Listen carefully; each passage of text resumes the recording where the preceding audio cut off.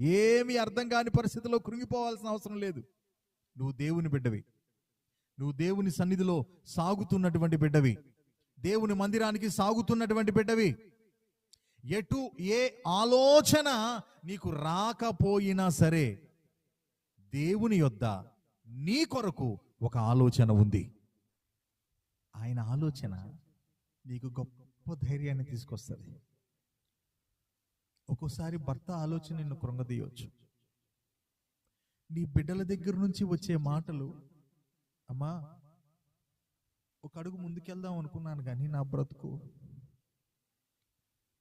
నాకేంటోనమ్మా luck కుదురుతున్నట్లేదు, నా జీవితానికి ఒక మంచి రోజు వస్తున్నట్లు కనిపించట్లేదు మమ్మీ, కనిపించట్లేదు డాడీ అని నీ బిడ్డలు నీతో అన్నప్పుడు నీ గుండె పగిలిపోయి ఏం చేయాలి ప్రభా, నేనేం చేయగలను ప్రభా అని నీ గుండె కొన్నిసార్లు అల్లాడిపోతూ ఉంటుంది.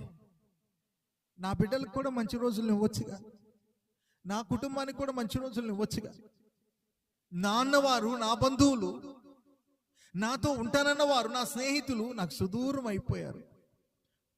ఒక్క ధైర్యపు మాట చెప్పేవాళ్ళు కూడా నాకు లేరు.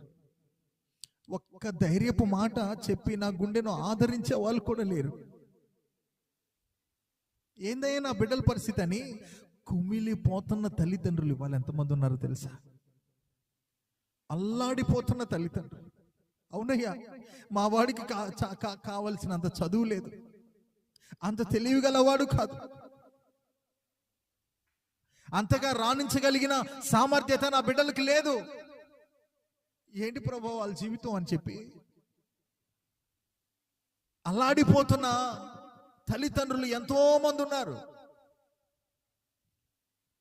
కానీ ఒక శుభవార్త తెలుసా?